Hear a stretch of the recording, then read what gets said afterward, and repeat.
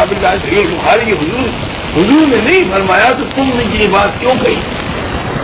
تو تم تو خدا رسول کے علاوہ دوسروں کی بات مان رہے ہو.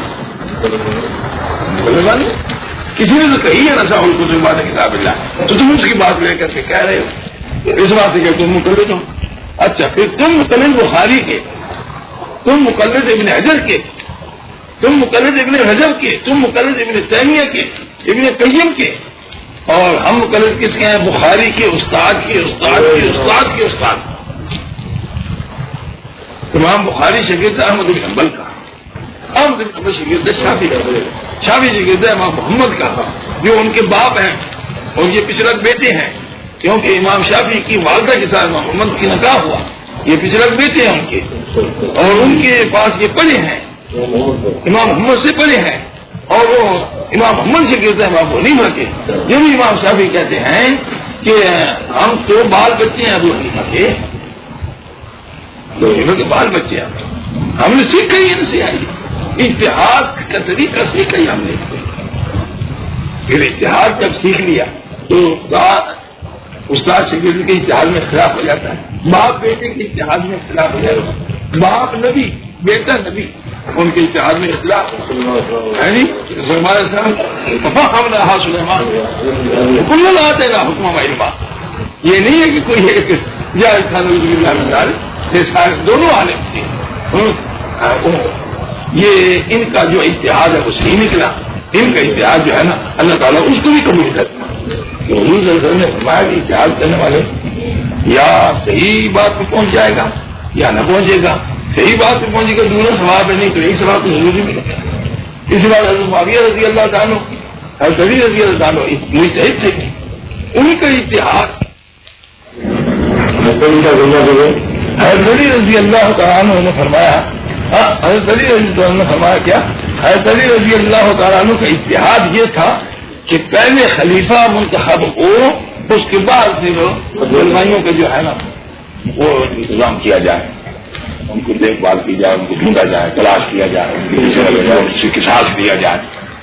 حضرت معاویہ رضی اللہ تعالیٰ کا اتحاد یہ تھا کہ امیر المومنین شہید ہو گئے ہیں، امیر المومنین کے قاتلین کا پہلے انتظام کیا جائے، پہلے ان کو تلاش کر کے مارا جائے، پھر قتل کے اس کے بعد پھر خلافت کا جھگڑا کرے. ٹھیک ہے آپ وہ خلیفہ ہے، سب کچھ ہے، ہم کہتے ہیں پہلے یہ تم خلیفہ کیوں بنے جب کہ ابھی تک اس کا قصاص نہیں لیا گیا؟ خلافت میں جھگڑا نہیں تھا. اب ہمارا دونوں کے اتحاد تھے کہ ایک اتحاد صحیح ہے، ایک اتحاد نہیں صحیح. جو اتحاد صحیح والا ہے اس کو تو ثواب ملے گا، خواہ معاویہ ہوں خواہ حضرت علی ہوں، اور جس کا اتحاد میں غلطی ہو گئی صحیح نہیں آیا اس کو ایک ثواب ملے گا، 12 ثواب تو دونوں کو ملے گا کہ نہیں. یہ ہے دیگر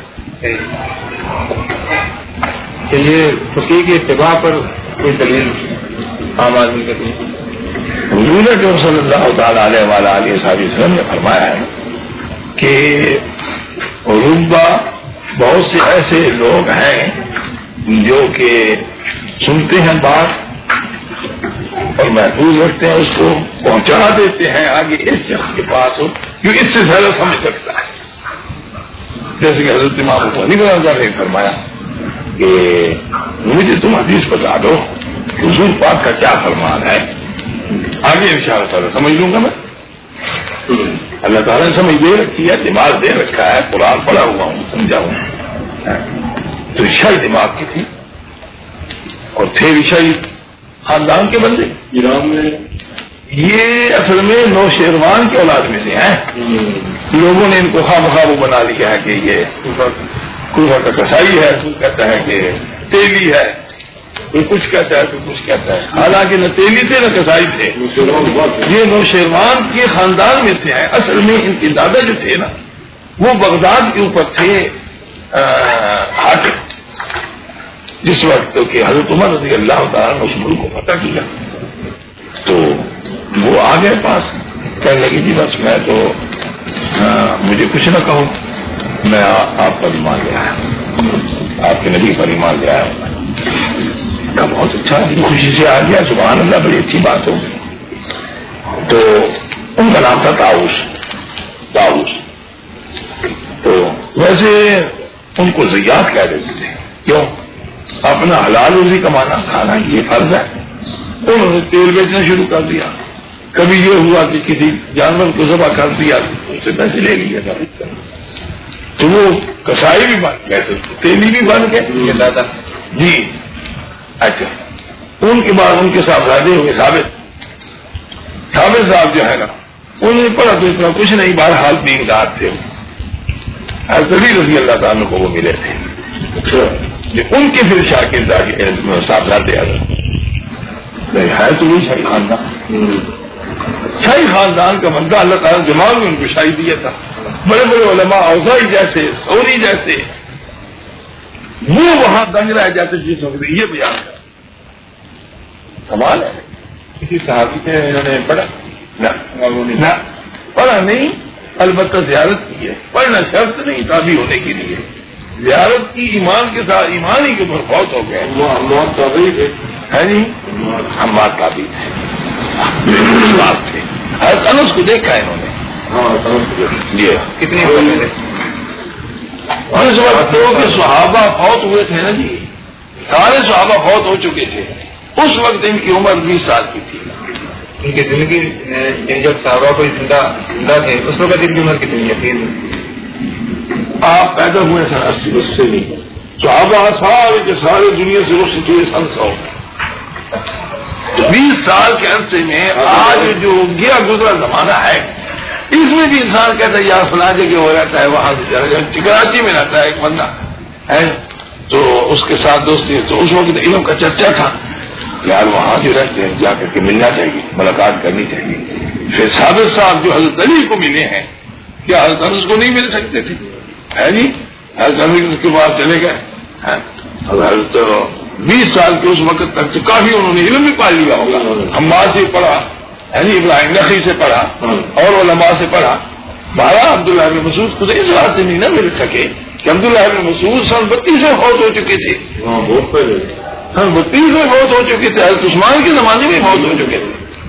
اور یہ جو ہے نا آپ پیدا ہوئے ہیں سن 80 میں, حضرت مالک پیدا ہوئے ہیں سن 90 میں. مالک سن 90 میں پیدا ہوئے ہیں. 10 سال چھوٹے ہیں مالک, مگر اللہ تعالیٰ نے ان کو عمر زیادہ دی ہے. عمر زیادہ پائی مگر عمر زیادہ پائی مگر حضرت امام ابو حنیفہ رحمۃ اللہ 70 سال کا اور 50 سال 150 میں فوت ہو جاتے ہیں. مگر ان کو خدا تعالیٰ نے دماغ بہت بڑا دیا تھا. اتنا بڑے بڑے علماء وہ دنگ رہ جاتے اس وقت یہ حل کرتے تھے مسئلہ. بھلا کہ امام اعظم میرے پاس ہے موجود اور بڑے بڑے واقعات. ہاں تقلید اور اتباع میں فرق کیا ہے؟ تقلید کو لفظ جو ہے نا عربی قرآنی نہیں ہے, اتباع لفظ قرآنی ہے. اللہ تعالیٰ نے فرمایا اور اطاعت یا ایھا الذین آمنوا اطیعوا اللہ واطیعوا الرسول واولی الامر منکم. اولی الامر کی کیا معنی ہے؟ امر دین کے جاننے والے. من احدث فی امرنا ھذا ما لیس منہ فہو رد. امرنا سے کیا مراد ہے؟ فی دین. من احدث فی دیننا ھذا ما لیس منہ, تو امر کو گویا کہ دین کے ساتھ تعبیر بعض احادیث ہے تو فضل بعض. امر سے مراد دین ہے. اولی الامر سے مراد ہے دین سمجھنے والے, دین جاننے والے. اولی الامر سے مراد دین جاننے والے فقہا علماء. چنانچہ صحابہ کرام نے یہی تشریح کی اولی الامر کی. فقہا علماء مار نے کہا ابو بکر کیونکہ وہ علماء تھے. دوسرے نے کہہ دیا کہ علی مراد ہے, علی بھی عالم. تو ہم اس میں کوئی عالم نہیں سمجھتے. اگر شیعہ کہتے ہیں کہ علی مراد ہے, ہم کہتے ہیں ٹھیک ہے جی علی مراد ہے, مگر دوسروں کے نفی نہیں نا. علی بھی مراد ہے, ابو بکر عمر عثمان بھی مراد ہے, بلکہ کیونکہ حضرت نبی کریم صلی اللہ تعالیٰ علیہ وآلہ وسلم نے صحابہ کرام کے متعلق کہا تھا کہ ان سے سیکھو دین. صحابہ کرام کو ان سے سیکھو دین. کنتم خیر امۃ اخرجت للناس تأمرون بالمعروف وتنہون عن المنکر وتؤمنون باللہ. صاف آیا خدا نے بھی فرما دیا ہے کہ یہ حکم دیتے ہیں نیکی کا اور برائیوں سے روکتے ہیں. اس واسطے کر کے ان سے دین سیکھو نا. حضور نے ان کو کہا صحابہ کرام کو کہا حضرت نے خلو انی مناسککم فانی لا ادری ما بقائی فیکم لعلی لا اراکم بعد عامی ھذا، ہو سکتا ہے کہ اس سال کے بعد میں تمہیں نہ دیکھ سکوں، یہاں سے یہ بات بھی آگے یوں نہیں کہا لا تروننی بعد عامی ھذا، تم نہ دیکھ سکو گے مجھے، ہے یوں نہیں کہا، بلکہ یوں کہا ہے کہ میں تمہیں نہ دیکھ سکوں۔ اب یہاں سے آپ اندازہ لگائیں، تمہارا حضور نے فرمایا صحابہ کو، صحابہ آگے تھے علم دین کا دوسروں کو سکھاتے چلے گئے، تابعین تابعین کو سکھاتے چلے گئے، یہ سلسلہ چلا آ رہا ہے یہاں تک کہ اب ہمارے تک پہنچ گیا۔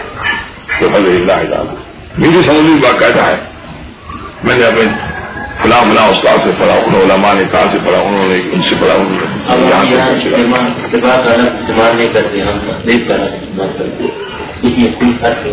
نہیں، یہ اصطلاح ہی فرق ہے، اصلاح ہو گئی، جس طرح سنت ہے، سنت کا ایک لفظ ہے، ہم کہتے ہیں واجب کے اوپر سنت کا لفظ نہیں ہم استعمال کرتے، حالانکہ وہ بھی سنت ہی ہے، سنت میں طریقہ ہوئی گا، مگر اصطلاح ہماری ہے کہ اب واجب پر فرض پر ہم سنت کا لفظ نہیں استعمال کرتے، مستحب پر یا مباح پر سنت کا لفظ نہیں استعمال کرتے، اصطلاح ہے اصطلاح ہے کہ ہم یہ جو امام ہے نا، ان امام جو ہمارے استاد ہیں، ان کی بات جو ہم مان لیتے ہیں، اس اعتماد پر انہوں نے قرآن و سنت سے یہ سمجھا ہے۔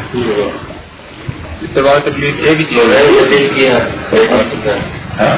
حضور امام تو بغیر دلیل کے مانے جاتے ہیں، ہاں حضور کی بات بغیر دلیل کے مانی جاتی ہے، امام حنیفہ کی بات بغیر دلیل، ہم یہ کہتے ہیں کہ ان کی بات بغیر دلیل کی نہیں ہے، ہمیں ان پر اعتماد ہے، وہ جو بات کہتے ہیں دلیل سے کہتے ہیں، قرآن سے کہتے ہیں، حدیث سے کہتے ہیں، اگر دلیل ان سے پوچھی جائے تو بتا دیں گے، یہ بات۔ ہاں میرے استاد مفتی اعظم ہند رحمۃ اللہ تعالی علیہ وہ حوالے نہیں دیتے تھے، بات کر جاتے تھے حوالہ نہیں دیتے تھے، تو کسی ساتھی نے کہہ دیا یا حضرت اس کا حوالہ،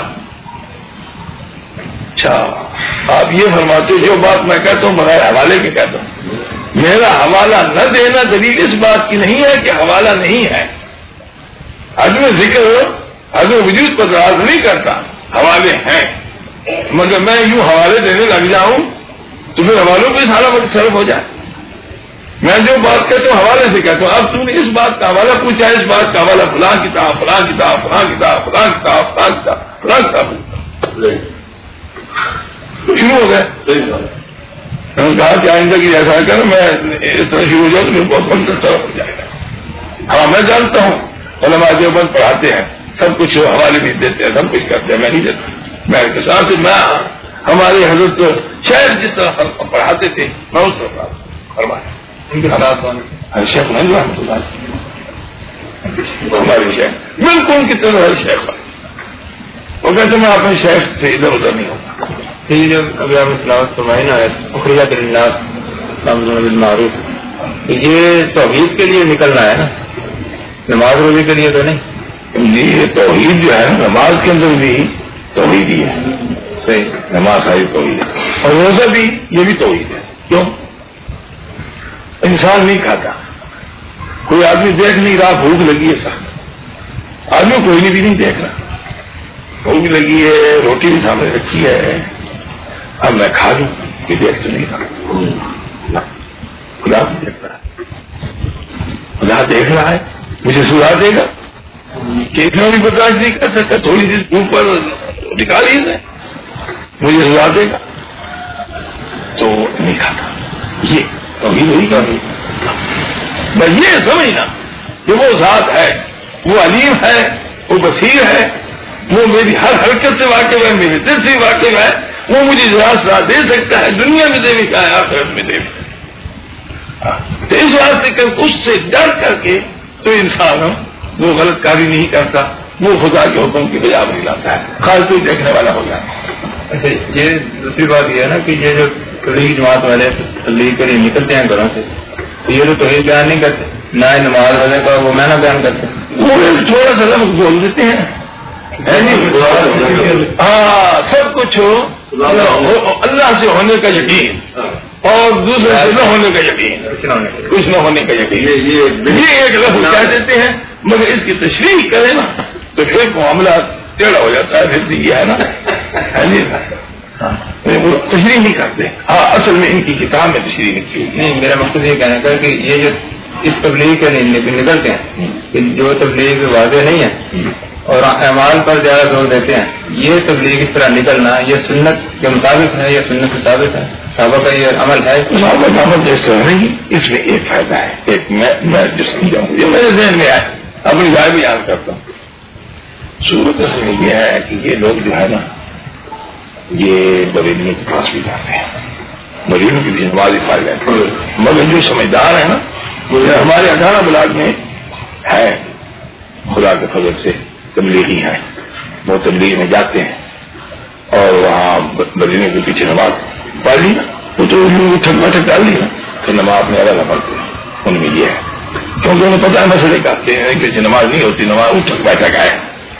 اچھا پھر وہاں جاتے ہیں تو ان کو اس طرح ملا لیتے ہیں اپنے ساتھ, آ گئے اس کے بعد ان کو اپنے ساتھ رکھتے ہیں, ہمارے ساتھ رہو بھائی, چلا دو بھائی, چلا دو, چلا دیتے ہیں. ان کو پھر سمجھاتے ہیں یہ پڑھو فلاں وقت میں, یہ پڑھو فلاں وقت میں, اٹھتے ہوئے یہ پڑھا کرو, روٹی کھاتے ہوئے یہ پڑھا کرو, روٹی سواری ہوتی یہ پڑھا کرو, ایسا سمجھاتے ہیں. آہستہ آہستہ آہستہ آہستہ وہ خدا کا بندہ جو لگتا ہے نا تو وہ ٹھیک ہو جاتا ہے.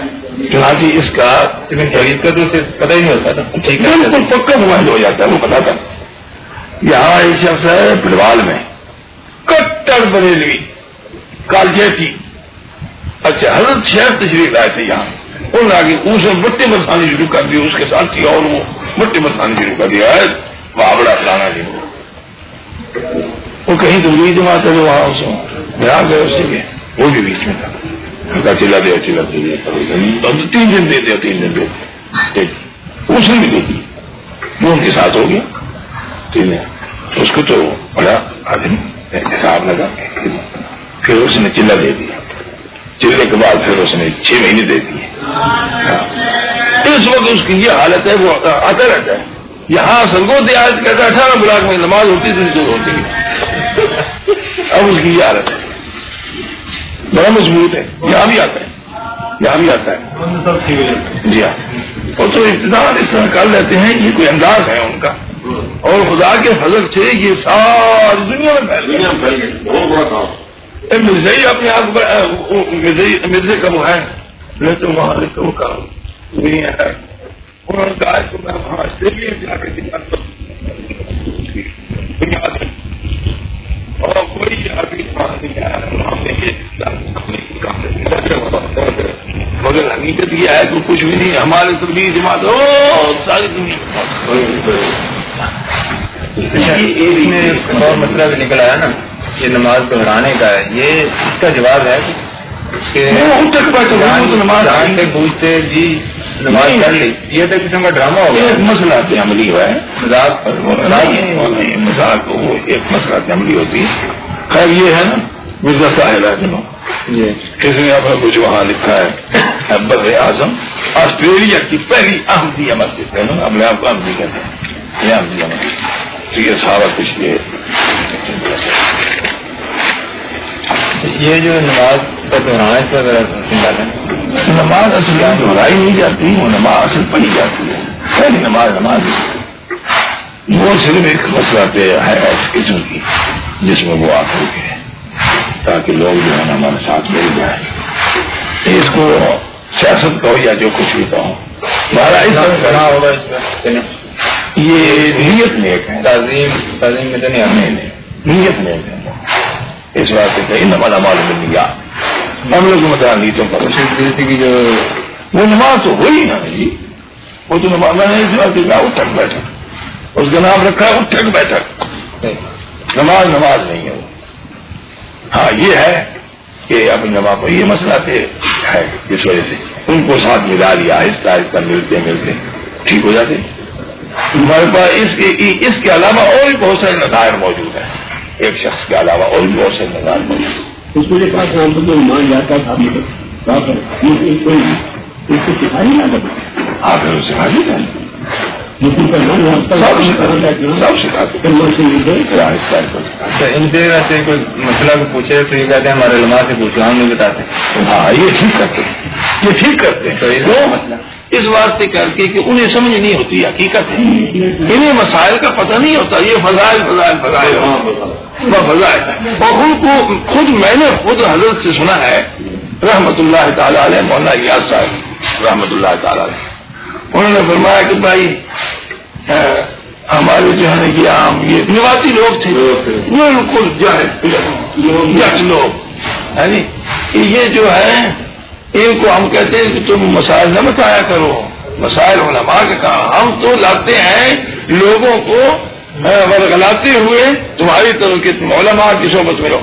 اصل بات یہ ہے کہ انگریز نے یہ بات زیر نکال دی تھی لوگوں کے کہ مولوی سے نہ مولوی اصل غلط تھی، مولوی سے لوگ آج تک نفرت کر رہے ہیں، مولوی کا نام سنتے ہیں بس، اب بلکہ مولوی ایک گالی بن چکی اب حقیقت کے حضرت نے بڑا یہ کام کیا ہے کہ انہوں نے کہا کہ علماء سے جو کچھ ملے گا آپ کو ملے گا، ہم ان کو فضائل بیان کر کر کے علماء کی صحبت میں پیش کرتے ہیں کہ آ جاؤ علماء کی صحبت میں بیٹھو، ان سے مسئلے مسائل پوچھو، مسئلے مسائل بتانا علماء کا کام ہے، ہمارا کام ہے ان کو کھینچ کر کے یہاں لے آنا۔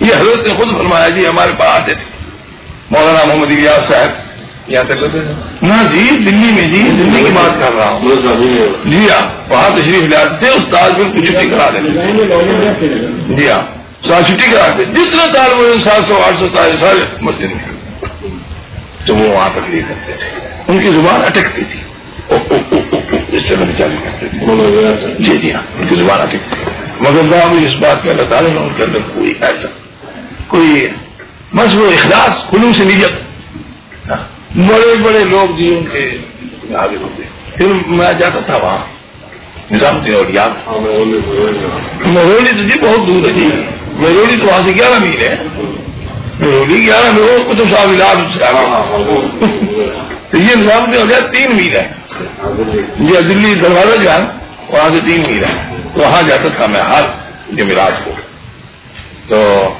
بخاری شریف کا درس دیتے تھے، کبھی کبھی مولانا یوسف صاحب وہ نہ ہوتے نا، مولانا یوسف صاحب جو تھے نا وہ درس دیتے تھے، مگر بہرحال ان کا بہت بڑا پھر جماعتیں آ جاتی ہیں، ان کی تشکیل کرتے تھے تم ادھر جاؤ تم ادھر جاؤ تم ادھر جاؤ، یہ ان کا کام تھا، بس یہ اب مسئلہ بتاؤ، خبردار مسئلہ بتانا علماء کا کام ہے، تمہارا کام ہے، تمہارا کام ہے لوگوں کو لاؤ اور ان کو ترغیب دو، ان کو خرید تیار کرو، ان کو ترغیب دو، دڑاؤ ان کو،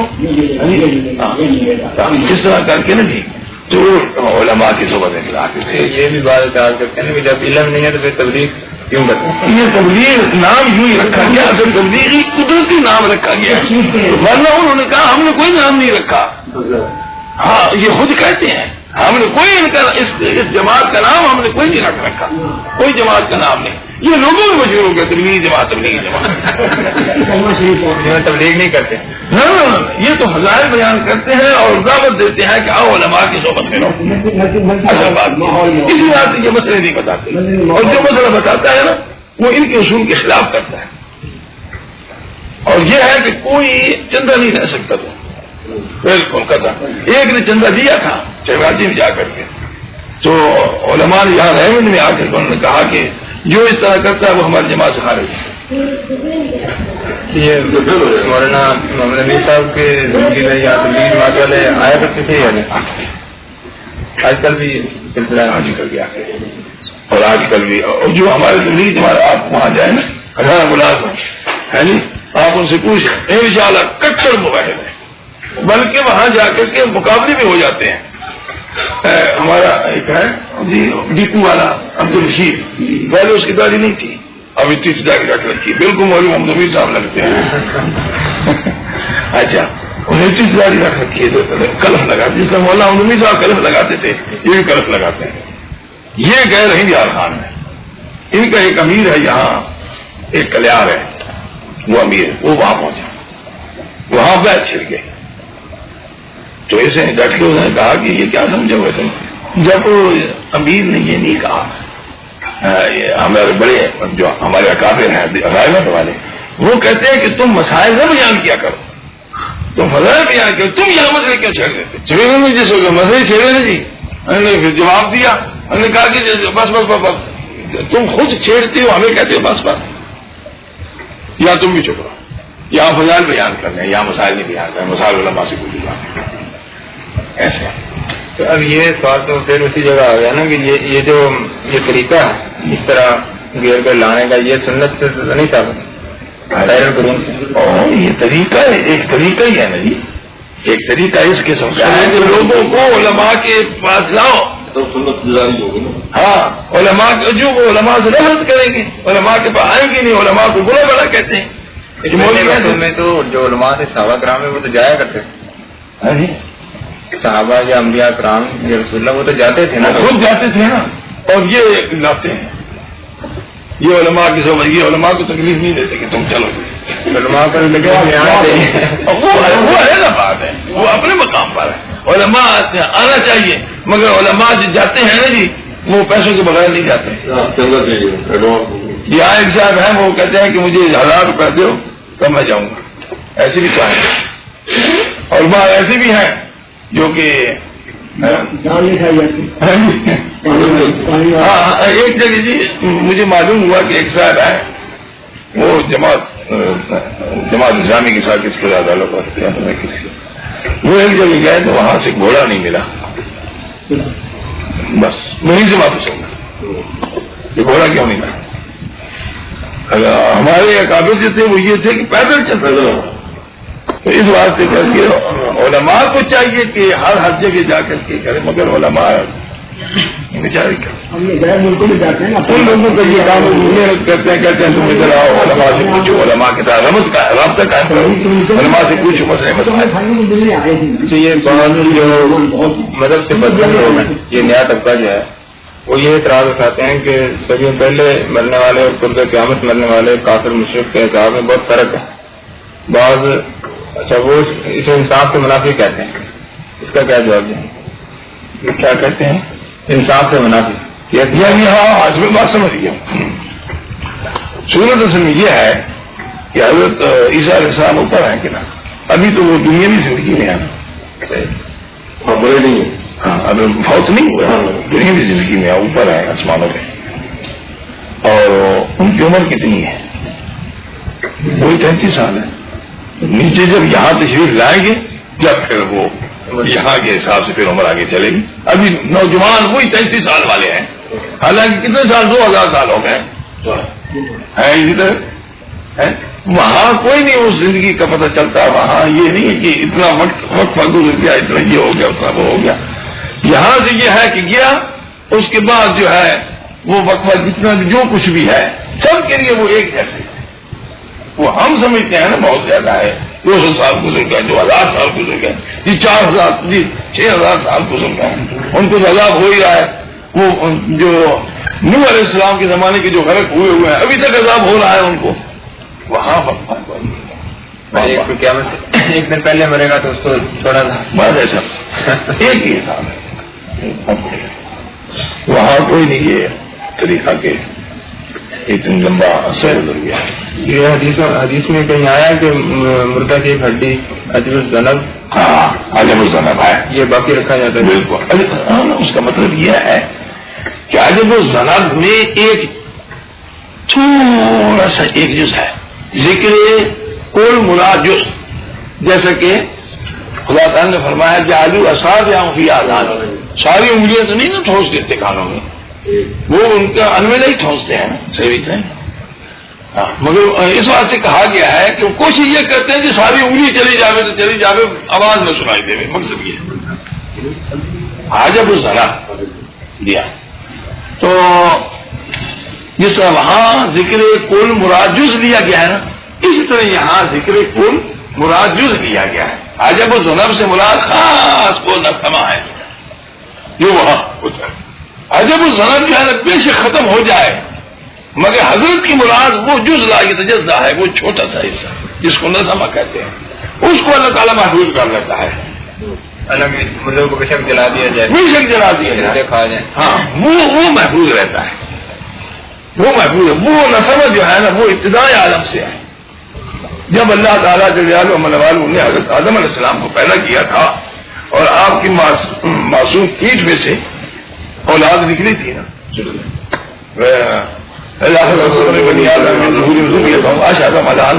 ضروری کہتا ہوں یہاں سے نکالتے ضروریت نام اولاد کا ہے جو کہ وہ چھوٹی چھوٹی نظمہ یعنی قیمتی جو بھولی قیمتی ہوتی ہے اس سے بھی چھوٹی اتنے سارے قربل کر رہے سامنے.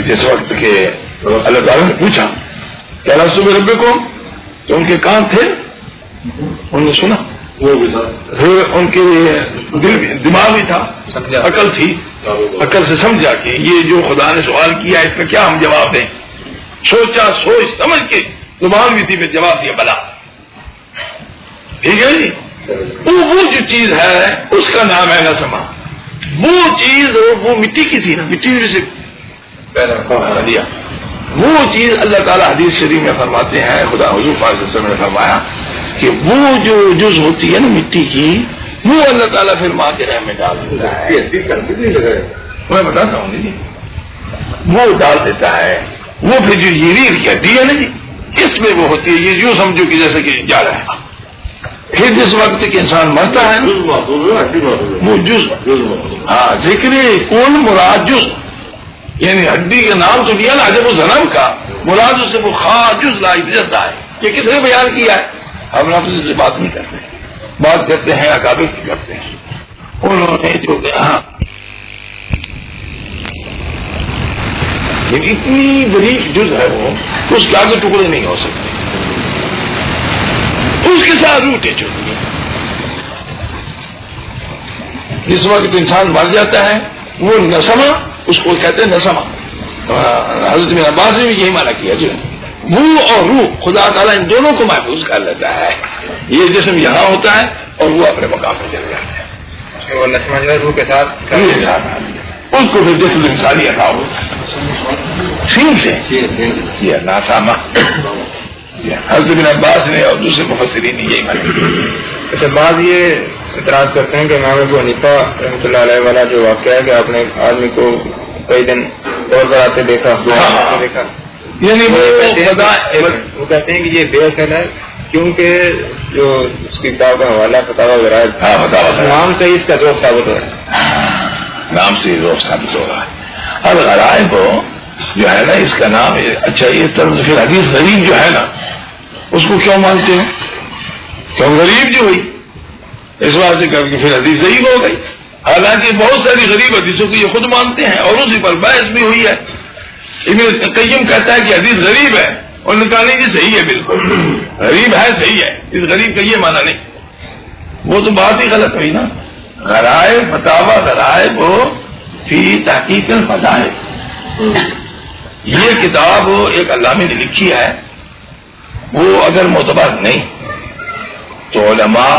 فقہا اس کا کیوں حوالہ دیتے ہیں سب سے بڑی کتاب ہے فتاوی عالمگیری فتاوی عالمگیری میں جگہ جگہ فتاوی غرائب کے حوالے آتے ہیں اگر کتاب غیر مستند ہے معتبر نہیں پھر اس کے حوالے کیوں آتے ہیں یا تو یہ ہے کہ اس کے حوالے کے ساتھ کسی دوسرے کا حوالہ ساتھ تائید نہیں ہو غرائب نے بھی لکھا ہے اور بحر الرائب نے بھی لکھا ہے مثلا مگر تائیدی کوئی خلاف الغرائب وہ یہ کہیں گے علماء کا حجت نہیں علماء کا ہم انہیں کو کہتے ہیں جو علماء کو پھر حجت قرار دیتے ہیں انہیں کے ساتھ بات کرتے ہیں جیسے وہ آپ ہیں جیسے علماء کے پھر حجت قرار دیتے ہیں ان کے قول کو حجت قرار دیتے ہیں انہیں کی ہم بات کرتے ہیں کہ وہ جب اپنی بات آ جاتی ہے فلاں عالم نے یہ لکھا ہے ہم کہتے ہیں فتاوی غرائب میں لکھا ہے فتاوی غرائب کہتے ہیں حجت نہیں کیوں نہیں حجت اس بات سے کہ وہ آدمی مشہور نہیں دکھاؤ وہ کب پیدا ہوا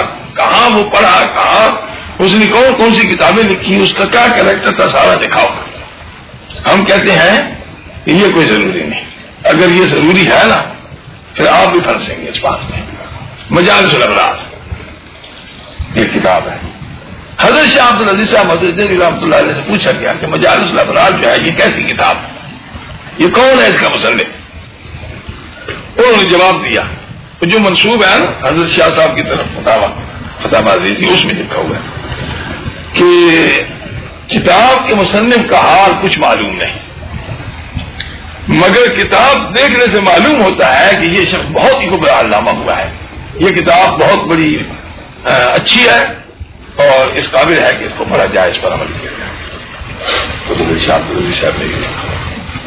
اب انہوں نے اس بندے پر نہیں مدار رکھی کہ بندہ کون ہے لکھنے والا، انہوں نے کتاب کو دیکھ کر کے انہوں نے کہا کتاب ٹھیک ہے۔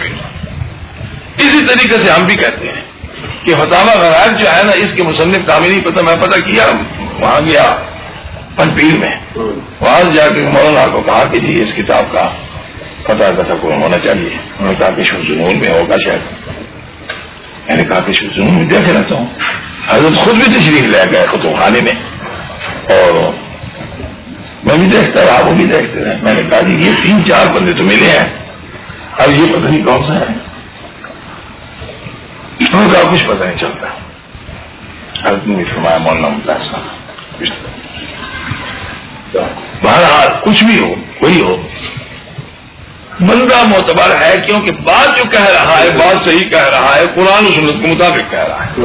امام حنیفہ رحمۃ اللہ نے کہا ہوگا تبھی تو یہ بات ہے صحیح۔ ہم اعتماد کرتے ہیں، تم نہ اعتماد کرو۔ ہمیں کہتے ہیں تم اعتماد نہیں کرتے علماء پر، اس سے تو یہ ثابت ہوا کہ تم اعتماد نہیں کر رہے۔ ہم تو فتاوی غرائب والے پر اعتماد کر لیا، ہم نے کہا ٹھیک کہا جو اس نے کہا، قرآن و سنت کے مطابق بات کی ہے۔ تم نہیں اعتبار کرتے، اس واسطے تم پوچھ رہے ہو کہ یہ کون شخص ہے، اس کا بتاؤ، یہ غیر معتبر ہے، اس واسطے کر کے اس کی بات ہم نہیں مانتے۔ اعتماد تو تم نے نہ کیا، ہم نے اعتماد کر لیا۔ اچھا حضرت، یہ مشرک بنتی کو سلام کرنا یا سلام لکھنا اس نیت سے کہ اللہ تعالیٰ اسے ہدایت دے، یہ جائز نہ، مشرک کو سلام کہنا ناجائز۔ بدعتی جو ہے اس کو ابتدا میں سلام مت کرو، اور وہ کہے اگر وہ کہے تو پھر کہے تو جواب دے دو، مگر مشرک ہے، مشرک کو سلام ابتدا اس کو بھی نہ کرو۔ اگر وہ سلام کہے وعلیکم کہہ دو۔ نہیں یہ لفظ کوئی نہیں آیا، ہاں یہ لفظ کوئی نہیں آیا، ویسے کوئی کہہ دے لفظ نہیں آیا۔ حضور پاک صلی اللہ علیہ وسلم السلام علیکم اتباع الہدیٰ دیا، اس پر قیاس کر لیتے ہیں، قیاس کر کے اگر ہم سلام کریں ہاں تو کوئی حرج نہیں، کیوں کہہ دو، مگر وہ علامت اتباع الہدیٰ جو کہو گے وہ سمجھے گا یہ مجھے قابل سمجھ رہا نہیں، یہ الفاظ نہیں نا، السلام علیکم یہ الفاظ نہیں، السلام علیکم ہی کہیں، تو اس پر قیاس کریں کہ وہ بھی سلام ہے۔ نہیں، وہ تو یوں ہے نا کہ السلام علیکم اتباع الہدیٰ، السلام علی فرعون تو نہیں، السلام علیکم تو نہیں، علیکم تو بن جاتا ہے کہ اے فرعون تجھ پر سلام ہو اور تیرے ملا پر سلام ہو، تو وہاں ہے السلام علی من اتبع الہدیٰ، جو ہدایت کی تابع اس پر سلام ہے۔ تو اگر ہدایت کی تابع تو سلامتی، تیرے ساتھی کوئی ہے ہدایت پر تو اس کو سلامتی۔ فرعون کا زمانہ حضرت نے خود ارشاد فرمایا تھا، ایک دفعہ ایک آیا یہودی، اس نے کہا السلام علیکم، ایسے میں صحیح کرتے ہیں السلام علیکم، مطلب اصل یہ ہوتا ہے کہ جلدی جلدی کہہ جاتے ہیں السلام علیکم، تو عام طور پر لوگ بھی اس طرح کہہ دیتے ہیں السلام علیکم، حالانکہ اس کا معنی ہے تو پڑھے۔ تو حضرت رسول اللہ صلی اللہ علیہ وسلم نے فرمایا وعلیکم، حضرت صدیقہ نے سنا تو بڑے دل میں غصہ آیا ان کو، کیا وعلیکم السلام واللعنت، تمہارے اوپر موت آئے، تمہارے اوپر لعنت ہو۔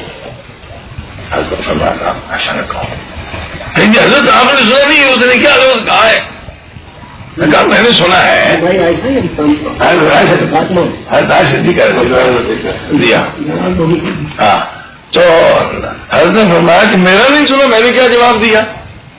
میں نے کہا اس کو وعلیکم، تم پر ہو، جو بھی ہے تم پر ہو۔ یہ شام کا میں نے یہ موت یہ کس لحاظ سے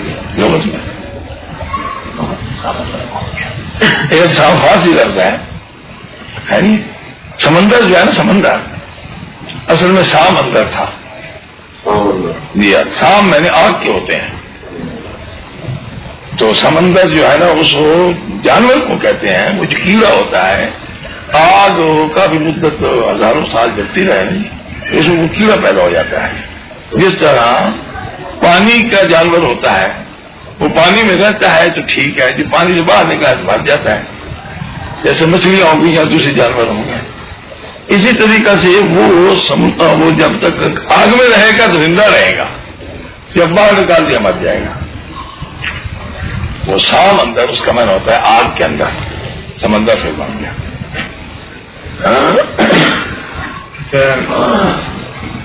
یہ جمہوریت کا معنی کیا ہے؟ یہ اسلام میں کوئی ہے اس کا ثبوت؟ حضرت مولانا محمد حسین صاحب مبارک پوری رحمۃ اللہ تعالی علیہ،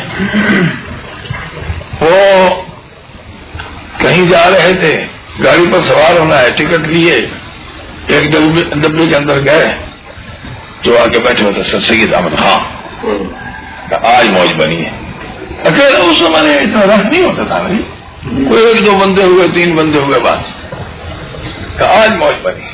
سر سید مل کے آیا علیحدہ کمرے میں، اب ایسے باتیں چیتیں کریں گے، خیر السلام علیکم، وعلیکم السلام، بیٹھ گئے، باتیں چیتیں ہونی شروع ہو گئی۔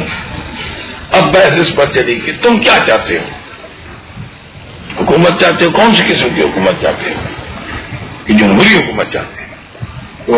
سر سید نے کہا جمہوری حکومت چاہتے ہیں۔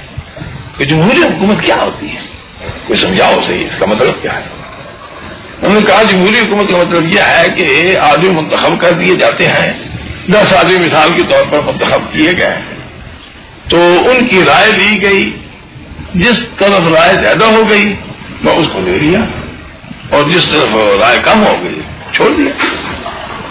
مولانا حسین صاحب کہتے اچھا، اس کا مطلب یہ ہوا کہ کم عقلوں کی حکومت ہوگی، کم عقلوں کی حکومت ہوگی، تو کیسے؟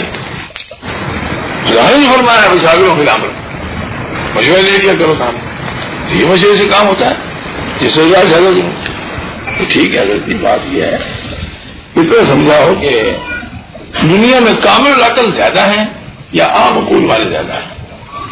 یہ کامل عقل تو کم ہے، عام عقول والے زیادہ ہیں۔ 10 بندوں کی تم نے اسمبلی بنائی ہے، ایک بندہ ان میں بڑا مدبر، بڑا وہ دور رس ہے اور بڑا دماغ والا آدمی ہے، اور دوسرے جو ہے وہ عام عقول والے ہیں۔ اب ایک رائے پوچھی جاتی ہے ان سے، یہ 9 بندے جو ہیں ایک رائے پاس کرتے ہیں، 10واں آدمی کہتا ہے کہ جی بے شک تم کہہ رہے ہو مگر تم نے انجام کو نہیں سوچا، تم نے تدبر نہیں کیا، تو تدبر کرو تو یہ مشورہ کبھی نہ دو۔ میں سمجھ رہا ہوں یہ ہے تمہاری سائن غلط ہے۔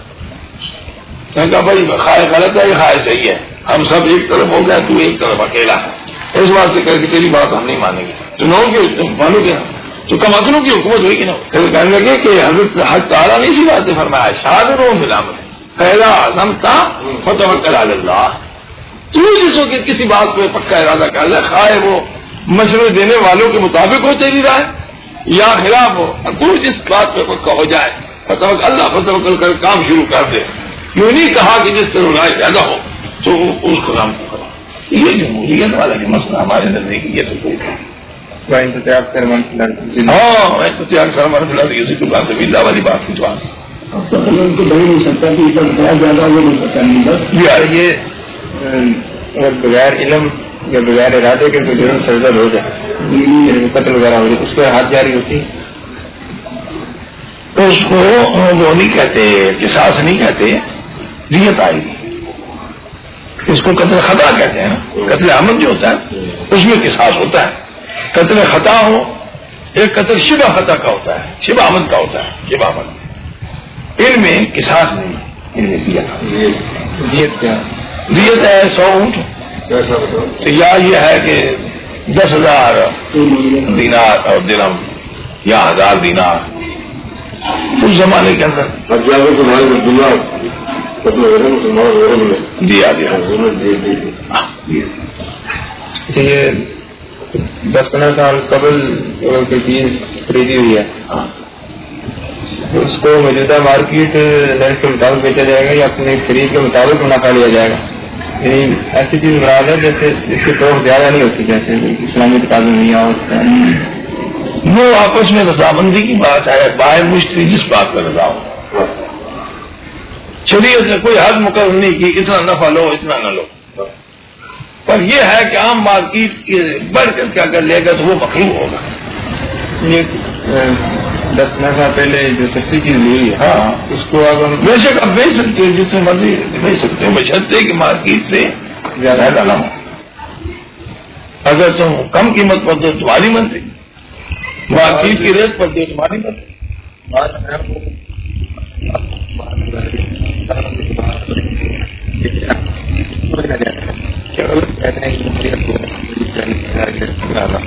یہ تو کاغذ ہے اب یہ ہے ان کا بھیجنا, یہ تو کوئی منع نہیں, بلکہ کتابت کے متعلق بحث ہے. قرآن شریف لکھنا جو ہے نا اس کے پیسے لینے جائز نہیں آنا جائز. حضرت ابن عباس رضی اللہ تعالیٰ عنہ سے پوچھا گیا تھا, انہوں نے فرمایا بھائی هم المصورون, یہ تو صورت بناتے ہیں, نقش بناتے ہیں اور اس کے پیسے لیتے ہیں جائز. اچھا کیا لکھتے ہیں تصویر بنانا حرام نہیں, وہ صورت بنانا حرفوں کے نقش بنانے یہ وہ نہیں مراد ہے, شبیہ مراد, فوٹو مراد نہیں, کتاب. میرے دفتر میں بڑے ڈھیر لوگ ہیں, سب سے بڑے خاطر میں کہتے ہیں ہم بناتے نہیں فوٹو, ہم صرف یہ بٹن دباتے ہیں. پہلا ہوائی ہوگی حالات. بالکل ہمارے استاد تھے نا جی حضرت مفتی اعظم ہند رحمۃ اللہ تعالی,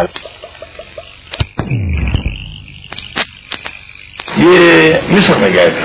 مصر کے لوگ فوٹو کی جواز کے قائل ہیں, تو وہاں وہ رشید رضا کے کون ہے ان کے ساتھ ملاقات ان کی تفصیل لکھ رہے تھے. انہوں نے کہی یہ لفظ کیسے آپ نے لکھا ہے, یہ صحیح نہیں ہے. نہیں کوئی اور مسئلہ تھا. تو اس نے دیکھا, انہوں نے کہا تم کون ہو, کہاں سے آیا؟ کہ میں ہند سے. ہاں ہند سے؟ ہند میں یار ایک مفتی ہوتا ہے, مفتی کفایت اللہ, اس کو جانتے ہیں؟ کہ وہ آپ کے ساتھ باتیں کر رہا ہے. ہاں مجھ کے میرا بڑی ملاقاتیں ہوئی. کہا باقی آپ نے یہ بات بڑی عجب بتائی ہے, میں نے نہیں باقی غلط لکھا ہے. تو اس نے تصحیح کر دی. خیر وہاں رکھا ان کو مہمان چند دن. جیسے جانے لگے تو بڑے ٹی پارٹی کی انہوں نے. تو ٹی پارٹی کرتے ہیں تو بہت سارے لوگ جمع ہوتے ہیں, تو پھر وہ فوٹو کیمرے بھی لے آتے ہیں, پھر کھینچتے ہیں, ٹک کرتے ہیں. تو دیکھے یہ تو کام خراب ہو رہا ہے, یہ تو فوٹو لیں گے. میری بات سن لو, یہ جو آپ کام کرنا چاہتے ہیں یہ حرام ہے, یہ فوٹو لینا حرام ہے. علماء بیٹھے تو بڑے بڑے کیوں جی کیوں حرام ہے؟ کہا یہ تصویر ہے جو کہ انسان کی ہے, اللہ تعالیٰ نے منع فرمایا, حضور پاک نے منع فرمایا, اور اس کو نہ بتائیے تصویر پر کہا جی نہیں جی وہ ہاتھ سے بنائی جائے نا وہ ہوتی ہے ناجائز, یہ تو کوئی نہیں, یہ تو کیوں وہ کیوں نہ جائے, یہ کیوں جائے, تصویر وہ بھی ہے یہ بھی ہے. اور کہا جی بات یہ ہے کہ یہ تو کوئی جی بلب کی کیا بلا ہوتی ہے, کوئی مسالے ہوتے ہیں. ہاں جی ہاں, بس ان کے ساتھ یہ ہوتا ہے ہاتھ سے کچھ نہیں بنایا جاتا, بس یہ صرف ہوتا ہے بٹن دباتے ہیں والے. حضرت استاد صاحب نے فرمایا کہ بٹن یوں ہی دبایا جائے تو ہو جاتا ہے یا کوئی اور بھی اس میں عمل کرتے ہو؟ میں کہا جی بہت کچھ عمل کرنا پڑتا ہے. مطلب بہت کچھ عمل کرنے میں اور آج کے دن کیا فرق ہے؟ وہی چپ ہو گیا, کیمرہ لیا ریل لی سارا وہی چپ ہو گئے. چلا بات پھر نہیں کیا فوٹو. اس بات کو 1.5 سال ہو گئے جی 100 سال ہو گئے. 100 سال تو نہ ہوا ہوگا, 100 سال نہیں ہوا. یہی ہے کہ 70 سال ہو گئے ہوں گے, 70 سال ہو گئے ہوں گے. آپ زندہ تھے. ہاں نہیں بچی بہن کی سمیشن میں سب زندہ تھے. بات ہوا ہے نا مقدمہ شادی کی. اچھا تمام ہندوؤں نے لکھ کے دے دیا کہ جو آپ دھیان دیتے. حضرت یہ میری عزیز رحمۃ اللہ علیہ کو مومن اور بخشا ہوا ماننا یہ لازم ہے. حضرت نبی کریم صلی اللہ علیہ وسلم نے فرمایا کہ جنت میں داخل ہوگا وہ شخص جس نے مجھے دیکھا ہے ایمان کے ساتھ ایمان کو مار دیا، میرے دیکھنے والوں کو جس نے دیکھا ہے اور ایمان کے ساتھ ایمان کو مار دیا. وہی ہے کہ اس میں آتا ہے کہ جس نے کہ جو میرے صحابہ ہیں وہ بھی جنتی، میرے صحابہ کی اولاد بھی جنتی، کنز و اموال بھی نہیں. تو ایسے صحابہ تو جنتی ہیں، کیونکہ خدا تعالیٰ نے فرمایا لا یستوی منکم من انفق من قبل الفتح وقاتل اولئک اعظم درجۃ من الذین انفقوا من بعد وقاتلوا وکلا وعد اللہ الحسنی. فتح مکے سے پہلے جن لوگوں نے جہاد کیا، ایمان لائے، جہاد کیا، سورہ حدید لا یستوی منکم من انفق من قبل الفتح وقاتل اولئک اعظم درجۃ من الذین انفقوا من بعد وقاتل. جو خرچ کرتے ہیں اللہ کی راہ میں جہاد کے اندر اور جہاد بھی کرتے ہیں، وہ مومن فتح مکے سے پہلے والے جو ہیں ان کے ساتھ نہیں مل سکتے وہ جو فتح مکے کے بعد ایمان لایا اور جہاد کیا اور انفاق کیا. پہلے زیادہ درجے والے ہیں اولئک اعظم درجۃ من الذین انفقوا من بعد وقاتل. وہ تو خدا نے کہتے وکلا وعد اللہ الحسنی. خدا نے تو یہ کہا، اس سے معلوم ہوتا ہے کہ ان کا خاتمہ ایمان پر ہوگا. انہوں نے ایمان کی حالت میں صحابہ کو دیکھا. یہ تو صحابہ کی بات ہے نا، صحابہ کی بات. ان صحابہ میں حضرت معاویہ بھی ہیں. حضرت معاویہ حضرت علی کے برابر نہیں ہو سکتے، ابو بکر عمر عثمان کے برابر نہیں ہو سکتے. ابو سفیان خالد جتنی بھی ہوں، مگر حضرت ابو بکر عمر عثمان علی ان سے نہیں ہو سکتے. حضرت حسن حسین جو ہے نا وہ بھی نہیں ہو سکتے. کیوں؟ قاتلوں والی بات ہے، انفقوا من بعد وقاتل، تو ابھی تک وہ نہیں ہوا، اس وقت وہ اس مقام پر نہیں پہنچ سکتے. وکلا وعد اللہ الحسنی. اللہ نے فرمایا اللہ نے سب کے صحابہ کا حسنہ کا جنت کا ریٹ کاٹ دیا. وہ جنتی ہو گئے، سب آ گئے، پہلے والے بھی پیچھے والے بھی. حدیث میں یہ ایج پوری حدیث میں پہلا رکوع اور رکوع یہاں ختم ہو جائے گا انشاءاللہ. اس میں آتا ہے لا یستوی منکم من انفق من قبل الفتح وقاتل اولئک اعظم درجۃ من الذین انفقوا من بعد وقاتلوا وکلا وعد اللہ الحسنی واللہ بما تعملون خبیر. یہاں ختم ہو گیا. اللہ تعالیٰ تمہارے اعمال کو خوب خبر رکھتا ہے. اللہ کو پتہ ہے، تبھی خدا نے وعدہ کیا ہے، نہیں یخلف اللہ الوعدہ. اللہ وعدہ کبھی خلاف نہیں کیا گیا. ان اللہ لا یخلف المیعاد. اچھا، معاویہ رضی اللہ تعالیٰ صحابی ہوئے اور ان کے ساتھ خدا نے وعدہ کر دیا کہ جنت میں بھیجنا ہے. اچھا، معاویہ رضی اللہ تعالیٰ عنہ کی جو صاحبزادے ہیں انہوں نے ان کی تربیت کی یا نہیں کی؟ خدا نے قرآن میں فرمایا ہے کہ اپنی اولاد کو تربیت کرو. یا ایھا الذین آمنوا، اے مومنو، قوا انفسکم واہلیکم نارا وقودھا الناس. تربیت کریں گے نا تبھی وہ صورت ہوگی. اگر تربیت نہ کریں تو انہوں نے اپنا اس بات کو نہیں پورا کیا. غلام وعد الحسنی والی بات نہ بنے گی. انہوں نے تربیت کی. اولاد جو ہے صحابہ کی نیک ہے، سب اولاد نیک ہے. محمد بن ابی بکر بھی نیک ہے، جن کے اوپر لوکدان کر جاتے ہیں. محمد بن بکر بھی نیک ہیں، صدیق اکبر کے لڑکے ہیں، حضرت علی کے لڑکے، حضرت عثمان کے لڑکے، حضرت عمر کے لڑکے، سب نیک ہیں.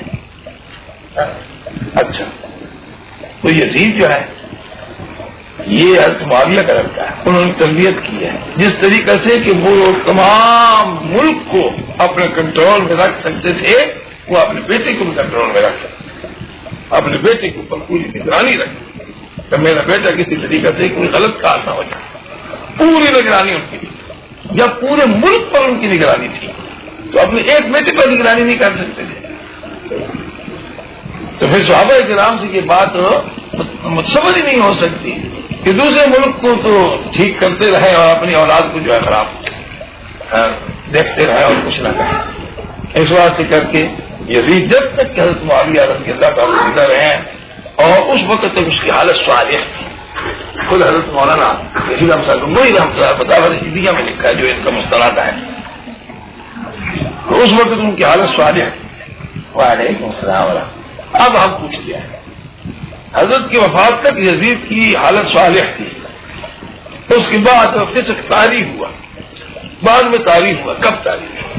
ہمارا یہ سوال فسق طاری ہوا، کب طاری ہوا؟ وفات کے بعد جس وقت وہ یزید تخت خلافت پر بیٹھے، اس لوگوں کے سامنے شراب بوتل رہ کر کے بیٹھے تھے کہ وہ پی رہے تھے، کوئی بتایا؟ یا اس وقت انہوں نے کسی کے سامنے زنا کیا، یا زنا کی کسی نے اس وقت تہمت لگائی، یا انہوں نے کوئی کفر کا کلمہ کہتے ہوئے سنا؟ کوئی شہادت دے سکتا ہے اس بات کی؟ 22 تاریخ رجب کی حضرت معاویہ رضی اللہ تعالیٰ شہید ہوتے ہیں، فوت ہوتے ہیں۔ 27 تاریخ رجب کی خبر پہنچتی ہے مدینہ پاک میں کہ حضرت فوت ہو گئے ہیں۔ اس کے بعد خلیفہ جو ہے یزید ہے، وعلیکم السلام، یزید ہے، اور یزید کے ہاتھ پر جو انہوں نے تو بیعت کر لی، جو مدینے والے ہیں یہ یزید کے لیے بیعت کریں۔ لوگ کہتے ہیں کہ وہاں حضرت حسین موجود تھے اور حضرت عبداللہ بن زبیر موجود تھے، اوروں کو دعوت دی گئی، اوروں نے بیعت کر لی۔ کہتے ہیں لوگ کہ حضرت حسین کو بھی بلایا گیا تھا، حضرت عبداللہ بن زبیر کو بھی بلایا گیا تھا کہ بیعت کر لو۔ انہوں نے کہا رات کا وقت ہے، کوئی بھاگے نہیں جا رہے ہم، صبح سویرے کر لیں گے بیعت۔ صبح سویرے بھاگ گئے مکہ معظمہ کی طرف۔ یہ تاریخی واقعہ ہے، مگر اس تاریخ کو اگر ہم مان لیں کہ صحیح ہے، یہ حضرت حسین پر ڈبہ آتا ہے۔ انہوں نے منافقت کی، رات کا وقت کیا ہے کہ ہم صبح کر لیں گے بیعت اور پھر بھاگ گئے، یہ تو منافقت ہے۔ یہ کیا حضرت حسین کے متعلق ایسا تصور کیا جا سکتا ہے؟ کوئی ایسی ہستی تھی؟ ہمارے مسلمانوں کے ذہن میں یہ بات نہیں آ سکتی۔ اس واسطے کہ ہم یہ کہتے ہیں کہ وہاں حضرت تھے ہی نہیں، تاریخ غلط کہتی ہے۔ نہ حضرت عبداللہ بن زبیر وہاں تھے، نہ حضرت حسین وہاں تھے، وہ اصل میں مکی کی طرف جا چکے تھے۔ رستے میں کہیں علم ہوا ان کو یا نہ ہوا ہوگا، بہرحال مکے پہنچ گئے، وہاں سے پتہ چلا کہ وہ حضرت معاویہ رضی اللہ عنہ فوت ہو گئے ہیں اور یزید صاحب جو ہے نا وہ تخت پر بیٹھ گئے۔ اچھا، یہ بات ہوگی غلط تاریخی قرآن کی روح سے بھی۔ وہاں اب یہ ہے کہ بعض خطوط میں یہ بھی ثابت ہوتا ہے، کسی نے کہا کہ تو بیعت کیوں نہیں ہوتا؟ عبداللہ بن زبیر نے کہا کہ میں تو بیعت ہو چکا ہوں، مکہ شریف کے جو والی ہیں ان کے ہاتھ پر بیعت ہو چکا ہوں، ہو گیا کام ختم۔ ان کا ذکر کرتے ہیں بعض تاریخ والے۔ اچھا، جب انہوں نے بیعت کر لیا جھگڑا کیا رہا؟ حسین کے متعلق چپ ہے، کوئی بتاتے نہیں کہ ہاں بھائی انہوں نے بیعت کی ہے یا نہیں کی۔ وہاں سے بیعت کا یہ انہوں نے بات کی کہ بیعت نہیں کرتا، صبح سویرے کال لیں گے، وہاں سے یہ بات غلط نکل آئی۔ یہاں سے کوئی نہیں یہ ثابت ہوتا تاریخ میں کہ وہ بیعت کی انہوں نے یا نہیں کی، یہ نہیں بتاتے۔ جب سنا لوگوں نے، کوفے والوں نے، کہ حسین صاحب جو ہے وہ تو رہتے ہیں مکے میں، تو یزید اب خلیفہ بن گیا ہے، اب کوئی ترکیب کرنی چاہیے، یہ یزید کیوں خلیفہ بنا ہے؟ یزید کا تخت الٹنا چاہیے۔ یزید کا تخت الٹنے کی کیا صورت ہے؟ انہوں نے میٹنگ بلائی، 17 بندے ان کو بڑے سرگنے تھے، وہ اکٹھے ہو کر انہوں نے میٹنگ کی۔ وہ میٹنگ میں کیا ہوا؟ حسین کو بلاؤ، لکھا ہوا ہے حسین کو بلاؤ، حسین کے ہاتھ پر ہم بیعت کریں گے اور یزید کی حکومت کے خلاف ہم بغاوت کریں گے۔ مگر حقیقت کچھ اور معلوم ہوتی ہے، تو اس بات سے کرتے قرآن و سنت کی روشنی میں ہم جب دیکھتے ہیں تو ہمیں یہ بات ساری تاریخ میں غلط معلوم ہوتی ہے۔ اصل بات یہ ہے، وہ یہ چاہتے تھے کہ یزید کی حکومت کا تختہ جب الٹ سکتا ہے جب خانوادہ رسالت کو ختم کریں، کیونکہ یہ بہت بڑا معظم مقام ہے۔ حضرت حسین رضی اللہ بہت بڑی اونچی ہستی ہے، حضور پاک صلی اللہ علیہ وسلم کے نواسے ہیں۔ جب ان کو ہم ختم کر دیں گے تو تختہ الٹ جائے گا، سارے لوگ مخالف ہو جائیں گے، یزید ختم ہو جائے گا، یزید قتل کر دیا جائے گا۔ اس طریقے سے حکومت کا تختہ الٹ کر اور کوئی ضرورت نہیں۔ اصل حقیقت یوں تھی، مگر اس کو تاریخ والوں نے کیا۔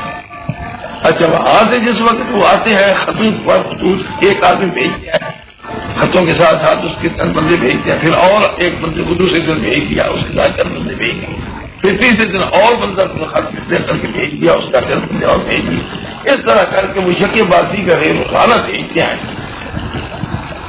تو مکے شریف میں آ جاتے ہیں، بہت ساری مخلوق آ جاتی ہے،